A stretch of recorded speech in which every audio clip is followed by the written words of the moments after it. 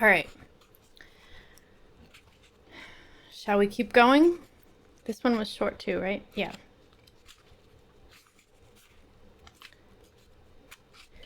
Let me see. Chapter 4 is only a single page. All right. Chapter 3, the courtship. 4 of them met in the grand council room of the castle.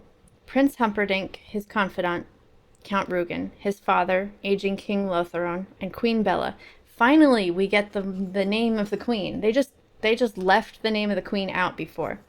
Queen Bella, his evil stepmother. Queen Bella was shaped like a like a what? Queen Bella was shaped like a gumdrop and colored like a raspberry. She was easily the most beloved person in the kingdom, and had been married to the king long before he began mumbling. Prince Humperdinck was but a child then, and since the only stepmothers he knew were the evil ones from story, he always called Bella that, or ES for short. All right, the prince began when they were all assembled. Who do I marry? Let's pick a bride and get it done. Aging King Lotharon said, I've been thinking it's really getting to be about time for Humperdinck to pink. Hang on, hold on a second. I need to breathe.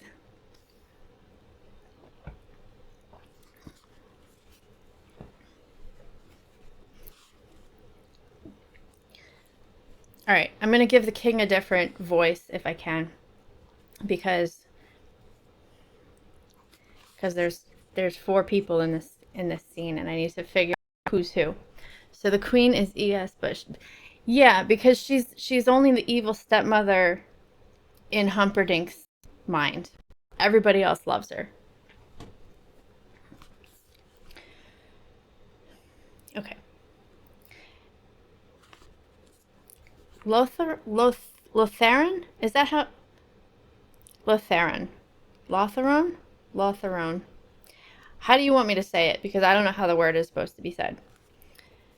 Aging King Lotharon said, I've been thinking it's really getting to be about time for Humperdinck to pick a bride.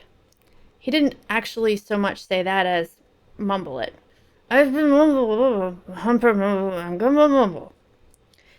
Queen Bella was the only one who bothered ferreting out his meanings anymore. You couldn't be righter, dear, she said, and she patted his royal robes. What did he say?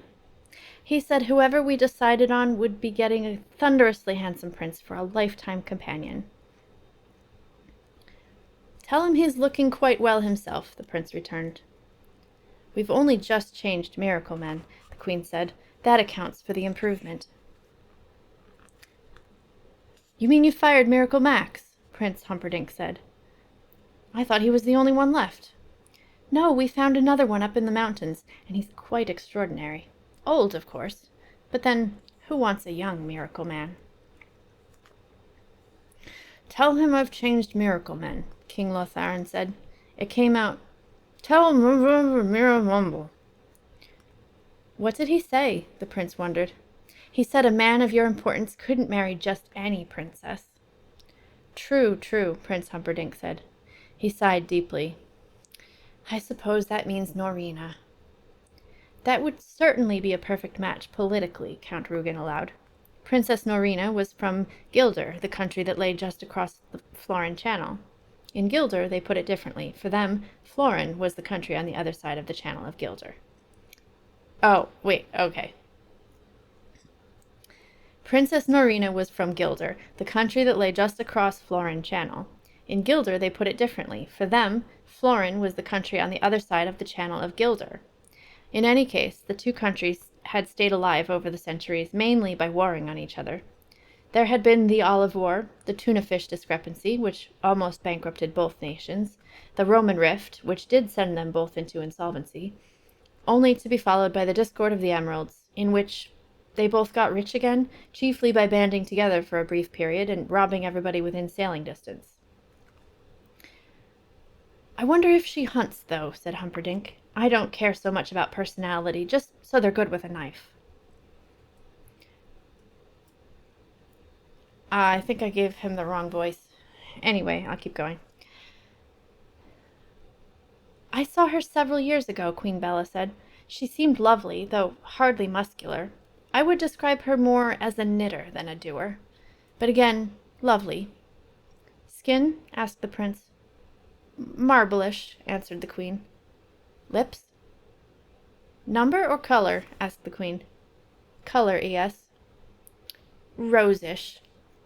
Cheeks the same, eyes largish, one blue, one green. Said Humperdinck. And form? Hourglassish, always clothed divinishly, and of course famous throughout Gilder for the largest hat collection in the world. Well, let's bring her over here for some state occasions and have a look at her, said the prince. Isn't there a princess in Gilder that would be about the right age? Said the king. It came out, Montes Gullible, a mumble bumble. Are you never wrong? Said Queen Bella, and she smiled into the weakening eyes of her ruler. What did he say? Wondered the prince. That I should leave this very day with an invitation, replied the queen. So began the great visit of the Princess Norina. Me again.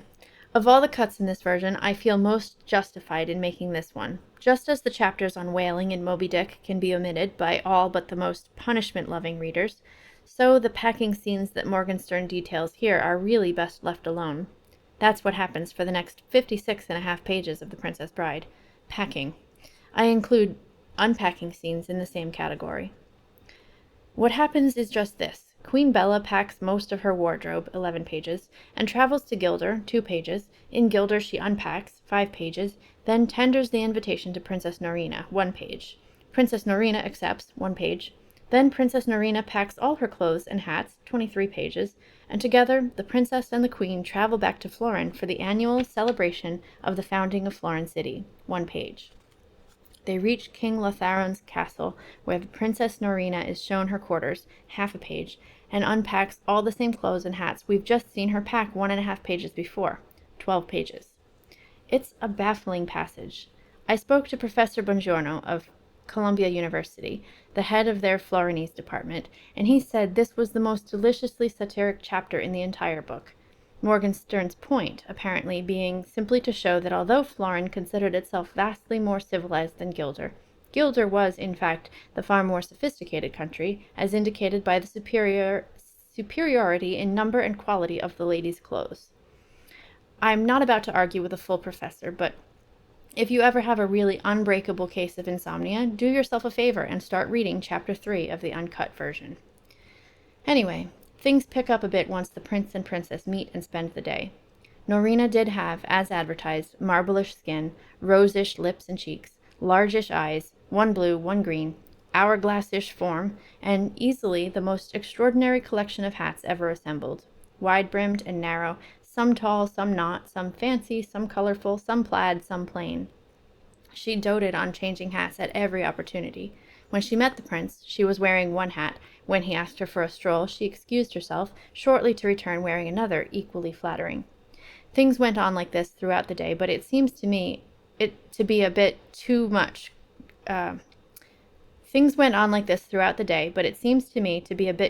court etiquette for modern readers, so it's not till the evening meal that I return to the original text. Dinner was held in the great hall of Lotharon's castle. Ordinarily, they would all have supped in the dining room, but for an event of this importance, that place was simply too small. So tables were placed end to end along the center of the great hall, an enormous draughty spot that was given to being chilly even in the summertime. There were many doors and giant entranceways, and the wind gusts sometimes reached gale force. This night was more typical than less. The winds whistled constantly, and the candles constantly needed relighting. But some of the more daringly dressed ladies shivered. But Prince Humperdinck didn't seem to mind. And in Florin, if he didn't, you didn't either. At 8:23 there seemed every chance of a lasting alliance starting between Florin and Gilder. At 8:24 the two nations were very close to war. What happened was simply this. At 8:23 and 5 seconds, the main course of the evening was ready for serving. The main course was essence of brandied pig, and you need a lot of it to serve 500 people. So in order to hasten the serving, the giant double door that led from the kitchen to the great hall was opened. The giant double door was on the north end of the room. The door remained open throughout what followed. The proper wine for essence of brandied pig was in readiness behind the double door that led eventually to the wine cellar. This double door was opened at 8:23 and 10 seconds in order that the dozen wine stewards could get their kegs quickly to the eaters. This double door, it might be noted, was at the south end of the room. At this point, an unusually strong crosswind was clearly evident. Prince Humperdinck did not notice, because at that moment he was whispering with the Princess Norina of Gilder. He was cheek to cheek with her, his head under her wide-brimmed blue-green hat, which brought out the exquisite color in both of her largish eyes. At 8:23 and 20 seconds, King Lotharon made his somewhat belated entrance to the dinner. He was always belated now, had been for years, and in the past people had been known to starve before he got there. But of late, meals just began without him, which was fine with him, since his new miracle man had taken him off meals anyway. The king entered through the king's door, a huge hinged thing that only he was allowed to use. It took several servants in excellent condition to work it.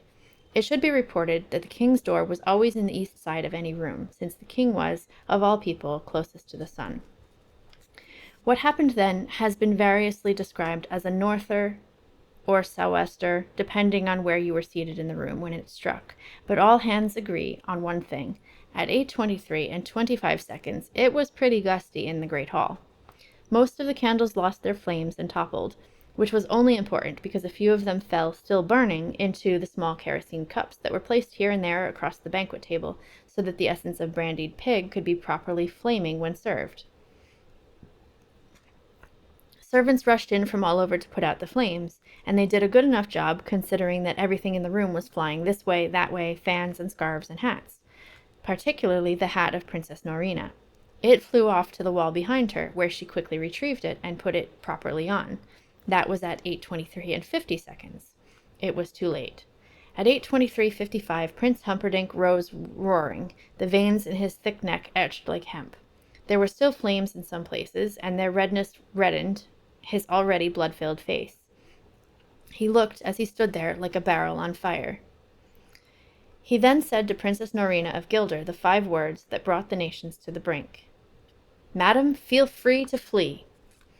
And with that he stormed from the great hall. The time was then 8:24. Prince Humperdinck made his angry way to the balcony above the great hall and stared down at the chaos. The fires were still in places, flaming red. Guests were pouring out through the doors, and Princess Norina, hatted and faint, was being carried by her servants far from view. Queen Bella finally caught up with the prince, who stormed along the balcony, clearly not yet in control. "I do wish you hadn't been quite so blunt," Queen Bella said. The prince whirled on her. "I'm not marrying any bald princess, and that's that." "No one would know," Queen Bella explained. "She has hats even for sleeping." "I would know," cried the prince. "Did you see the candlelight reflecting off her skull?" "But things would have been so good with Gilder," the queen said, addressing herself half to the prince, half to Count Rugen, who now joined them.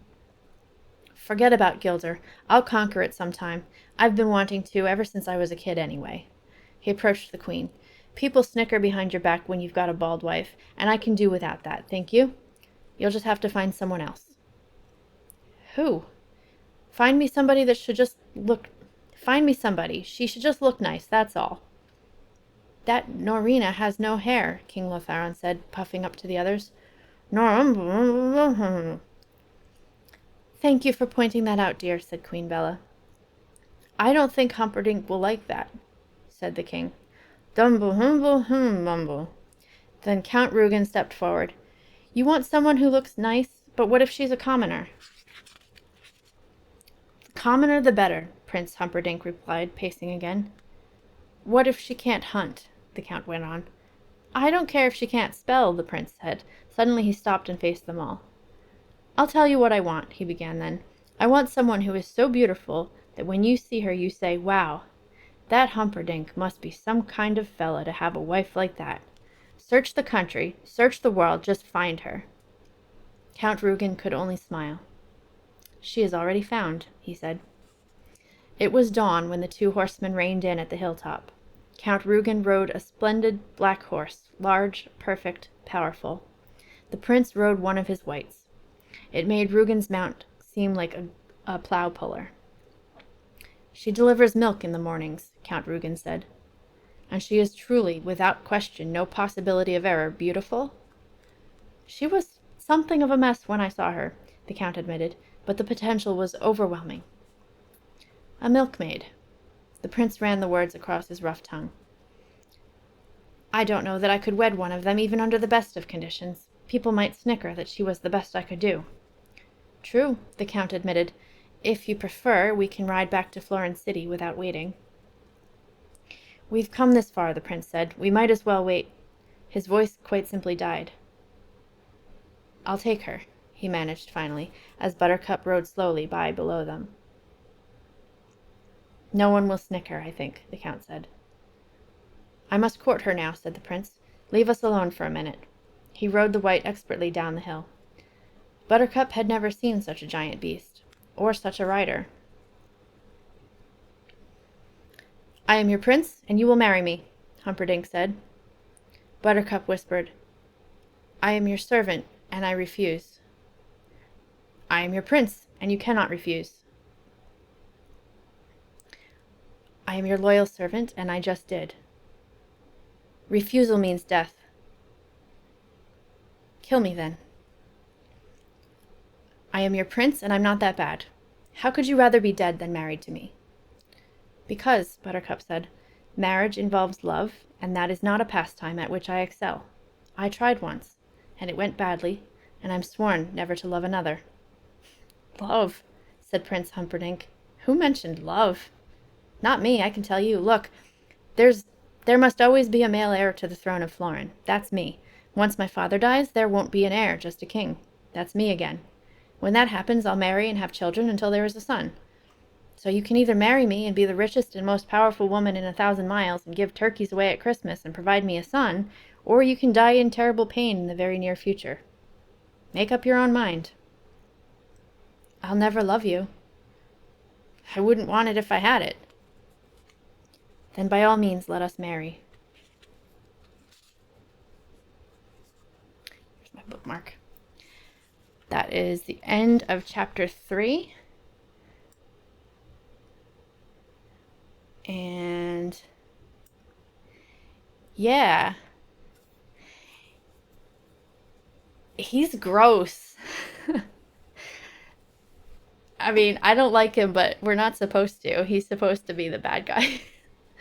But yeah, I do find it interesting that she definitely, like, she laid her ground rules, but she did agree to marry him. And so I don't know if that was specifically stated in the movie.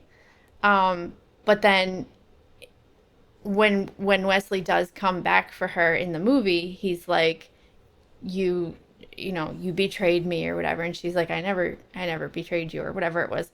And she did say, like, she's never gonna love the prince, but she did verbally agree to marry him, which I guess could theoretically be seen as a betrayal. So it's interesting because that gives him more motivation. Like, hopefully there's that similar confrontation when they do meet again, similar to what was in the movie, but with, I think, more, like, it's more justified now.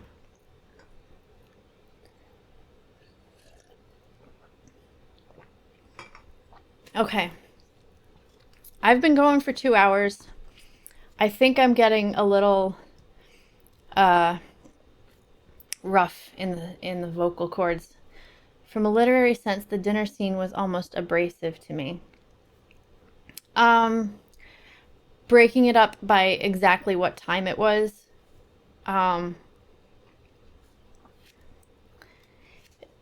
it did feel a little bit unnecessary. Like, you could just describe what happened. It didn't need to be so, like, chopped, I guess. But I do like that they sort of didn't really describe, like, we got the shock of the what's her name, Norina, Um, we got the surprise of that, I think, after um, the prince, like her hat blew off. Um, he had the reaction, and then we get the reaction after that. So it felt disordered because there was no like um, empathizing with the action, because something is happening and we don't know what it is yet, and then we find out after the fact. Whereas if it was a movie and we were seeing it visually, um, we would get that reaction at the same time that the prince gets the reaction. So it did feel sort of like, let's leave the audience behind a little bit. He builds suspense very well. Yeah, I think the suspense of knowing that something is about to happen, you just don't know what, and then watching as it all goes down. But in terms of the suspense of like how is the prince going to react, if we knew that she was bald beforehand, and then we just the question is how is the prince going to react, that is a kind of suspense as well. um or to just describe the prince's shock at the same time so that we can like come along with it. um I just felt like sort of left behind for parts of it, if that makes sense. um it was a little choppy with the time breaking it up by time, what time it was, even down to the second. But then it also felt, just sort of, let's describe the action and let's describe all of this stuff happening and then leave you to figure it out. Like I don't like when an author is like, I'm gonna like baby and spoon feed the audience and like tell you everything you need to know. I do like that feeling of like, let's try and figure it out ourselves. But I did feel just a step behind, so it sort of left everything sort of uneasy. But in a scene like that, maybe that's what he was going for, because when a country is at the brink of war and you don't know what's going to happen, there is that sort of like, you're scrambling to try and keep your brain like catching up with um, all of the action of like, what's happening, is this really bad for us, what's going on.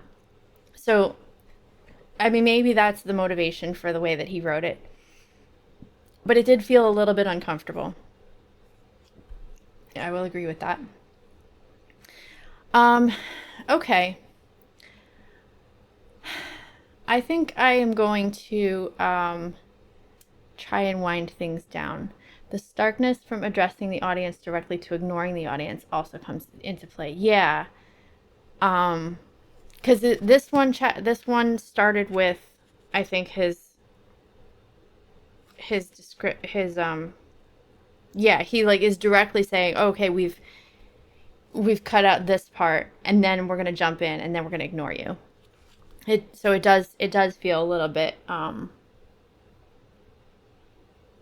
two-faced isn't the right word, but like two things are happening that he's trying to do, and they're kind of in conflict with each other in a way.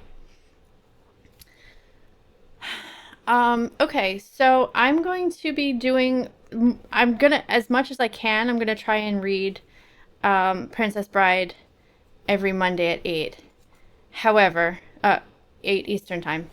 However, I think next week I just have to double check that I'm getting my weeks correct. Next week is the 15th, and I will not be available that day. Um, so I'm not sure. I probably will stick with world building on Thursdays and reading on Mondays. So I might just skip the reading. Um,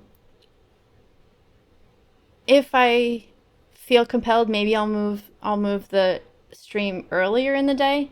But I think I've been trying to just be more like choose a time that people can expect. So if I feel like if I move it forward when people aren't used to me having different times, um, it might not like it might be just a VOD type of a thing where people are just going to have to watch later. So I don't know if I will stream on the 15th at an earlier time. I guess I'll just try to wing it. Let's say no. I think I'm just not going to. But there may be there will be at some point a random like world building stream at some point during that week. I just can't say what day it'll be. Um, but the very next stream that's happening is on the 11th, which is 3 days from now, at 11 a.m. Eastern. So hopefully, I will see a few people there as well. But if not, it's just going to be a world building stream. I'm going to try and find some royalty free music and just work quietly, and people can chat if they feel compelled to chat. So thank you for being here. Thank you for all of the chats and feedback and things that are happening in the chat. It was good to see the names of people that I recognize. So thank you for coming by and saying hello. And I am going to go to, of course, this is fun. I'm really enjoying it. I think it's a good book to start with, and I'm grateful that Sarah recommended it, because I was like, oh, that's a good idea. That's not one that I've read yet, and it kind of does a couple things for me because it gets me to read some things that are on my reading list that I have not gotten around to yet. So this is a good one. But I am going to look for someone to raid, and I'm going to have to figure out how to do that because I moved everything around and now I don't know where stuff is. So I'm going to put us over to if I can find it. Here we go. Okay. Thank you for being here. It was good to see you. I'll think of some kind of a good send off. But for now, great to have you. Have a good evening. Hi there. Thanks for joining our book club. If you'd like to join the conversation, I would love it if you would leave us a comment. And if you'd like to see more, check out the playlist.